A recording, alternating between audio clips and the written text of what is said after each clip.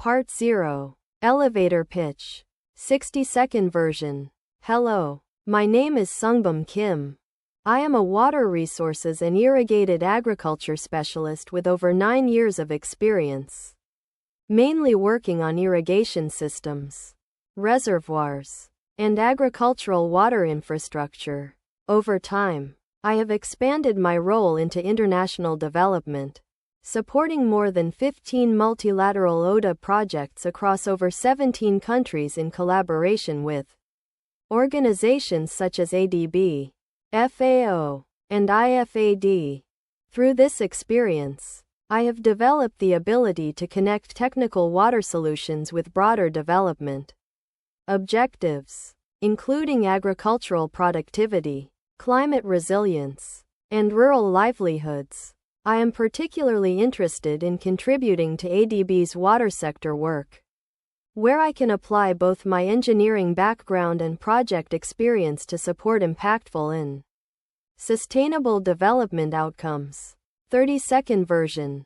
Hello. My name is Sungbum Kim. I have over 9 years of experience in water resources and irrigation, mainly working on agricultural water infrastructure. More recently, I have been involved in multilateral ODA projects with organizations like ADB, FAO, and IFAD across multiple countries. My focus is on bridging technical water engineering with international development, particularly in areas like irrigation, climate resilience, and rural development. One-liner. I focus on bridging technical water engineering with international development. Key phrase. I see water not just as infrastructure, but as a key entry point for resilience, food security, and development impact. Part 1. Networking Conversation Script. Hello, Professor Han. It is a pleasure to meet you. I am Sungbum Kim from Korea Rural Community Corporation.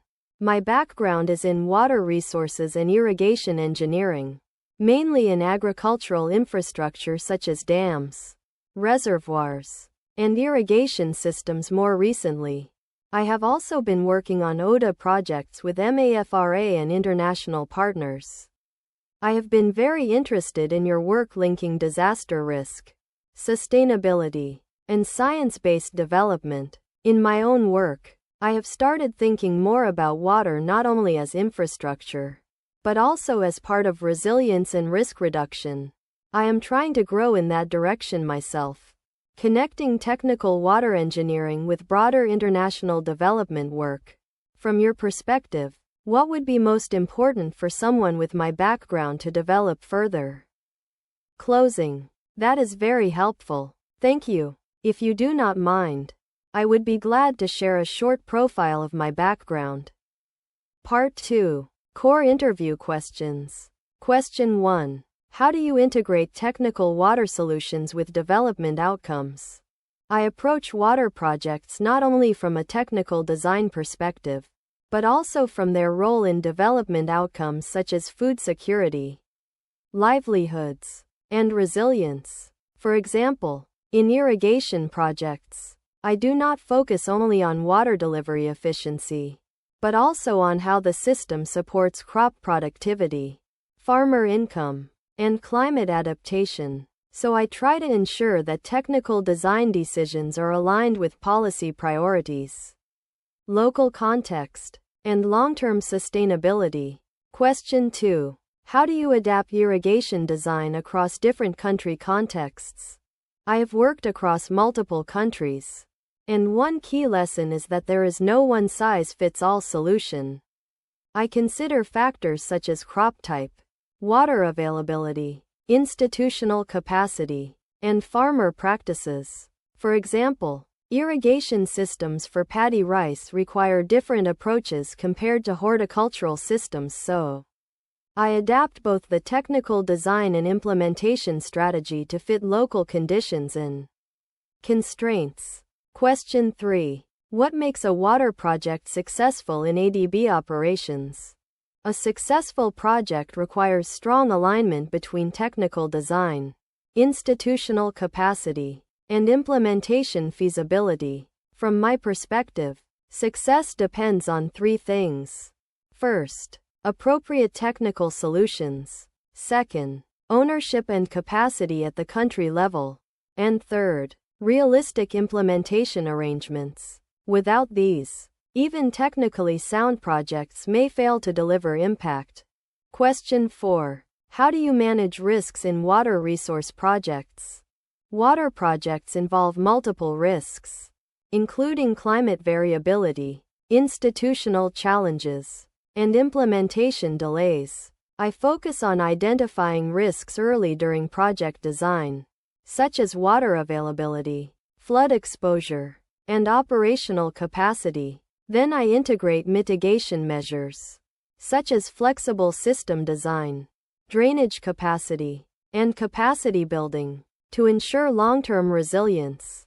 Question 5. How do you incorporate climate resilience into water projects? Climate resilience is a key consideration in all water projects. I incorporate it by designing systems that can handle variability, such as drought and flood conditions. For example, I consider water storage, drainage capacity, and adaptive water allocation mechanisms. I also see water systems as critical for supporting climate-resilient agriculture, not just infrastructure. Question 6. How do you balance technical design with policy and institutional factors? Technical solutions must be feasible within the institutional and policy context, so I try to understand government priorities, implementation capacity, and regulatory frameworks. Then I adjust technical designs to fit those realities, rather than applying purely theoretical solutions. This helps ensure that projects are implementable and sustainable. Question 7. What is your experience with loan or TOA project processing? I have been involved in multilateral ODA projects, supporting project design, technical review, and PCP analysis.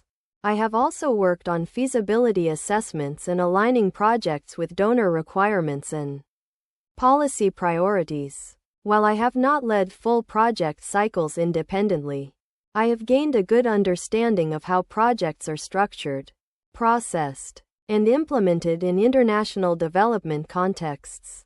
Question 8. How do you handle coordination with multiple stakeholders? In ODA projects, I have worked with governments, international organizations, and local stakeholders. I focus on clear communication, understanding different perspectives, and finding practical solutions, especially in multi-country projects. Alignment and coordination are critical for success. Question 9. Can you lead a project independently? I have led technical components of projects and coordinated with multiple stakeholders. I am confident in managing project components, and I am currently working toward taking on full project ownership, especially in international contexts. I see this role as an opportunity to further develop that responsibility. Question 10. Why should we hire you for this role?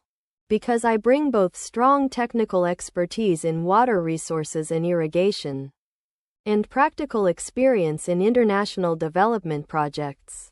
I understand how to design water systems on the ground, and also how to align them with development objectives, policy frameworks, and project implementation requirements. I believe this combination allows me to contribute effectively to ADB's water sector work from day 1.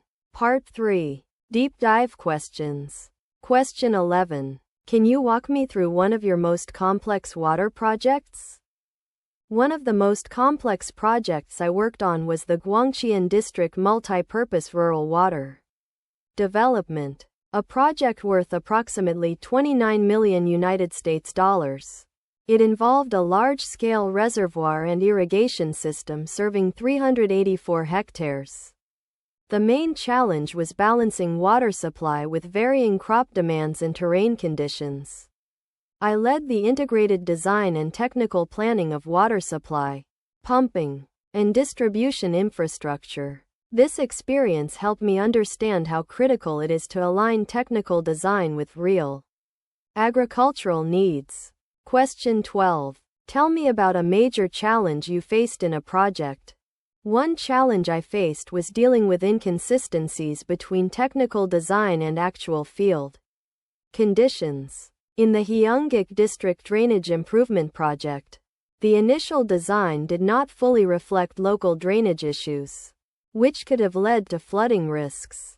I worked with the team to reassess the conditions and adjust the design, including improving drainage capacity and water control systems. This experience reinforced the importance of field-based validation and flexibility in design. Question 13. Have you experienced a project that did not go as planned? Yes. In some ODA projects, implementation timelines were delayed due to coordination challenges. For example, differences in stakeholder priorities and administrative processes caused delays. From that experience, I learned the importance of early stakeholder alignment and clear communication throughout the project cycle. Question 14. How do you work with international stakeholders? I focus on understanding different perspectives and priorities. In international projects, stakeholders often have different expectations, so I try to find common ground and communicate clearly. Having managed a multicultural team during 5 years in Australia, I developed strong cross-cultural communication skills that I apply in every international engagement. Question 15. Tell me about a conflict you had in a project. In one project, there was a difference of opinion between technical teams and local stakeholders regarding design priorities. I helped facilitate discussions by clarifying the technical constraints and listening to local concerns. We were able to adjust the design to address both perspectives, which improved project acceptance. Question 16. What is your biggest strength? My biggest strength is the ability to bridge technical expertise with development objectives. I understand both how water systems are designed and how they contribute to broader outcomes such as food security and resilience. Having worked on 15+ ODA projects across 17 countries, I can adapt technical approaches to very different contexts, which I believe is essential for ADB's diverse DMC portfolio. Question 17. What is your weakness? I would say I am still building experience in leading full project cycles independently, especially in an international institutional setting. However, I have been actively gaining exposure through ODA projects and learning how project design, processing, and implementation are connected. I see this position at ADB as exactly the environment where I can close that gap. Question 18. Describe your leadership style. My leadership style is collaborative and solution-oriented. I focus on clear communication and ensuring that everyone understands the project goals. In technical work, I emphasize practical solutions that can be implemented effectively. I also believe in giving team members room to contribute their expertise while maintaining alignment with project objectives. Question 19. How do you handle pressure or tight deadlines? In project work, tight deadlines are common. I prioritize tasks based on impact and urgency, and maintain clear communication with stakeholders. I also try to anticipate risks early to avoid last-minute issues. For example, in multi-country ODA projects, I learned to build buffer time for government approvals and cross-organizational coordination. Question 20. Where do you see yourself in the next few years? I see myself working more actively in international development, contributing to water resource projects at a larger scale.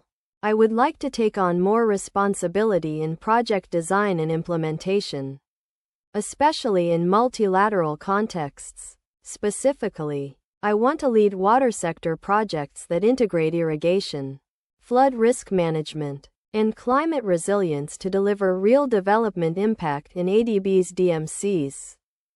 Part 4. ADB Job Description Specific Questions. Question 21. Why ADB? Because ADB combines financing, policy, and technical expertise, which allows water projects to create real impact at scale. I am particularly interested in how ADB integrates irrigation, climate resilience, and rural development into country-level operations. With my background spanning both technical engineering and ODA project coordination, I believe ADB is where I can contribute most effectively and continue to grow as a professional. Question 22. Why AFNR specifically? AFNR sits at the intersection of agriculture, water, nature, and rural development, which aligns perfectly with my career focus. My experience covers irrigated agriculture design, climate-resilient water systems, and rural development ODA projects. AFNR is where all of these come together, and I can contribute across multiple subsectors from day one.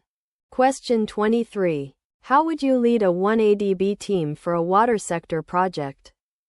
Leading a 1ADB team requires bringing together diverse expertise from different departments and resident missions. I would focus on establishing clear project objectives up front, maintaining regular communication, and ensuring that technical, safeguard, and economic perspectives are integrated from the design stage.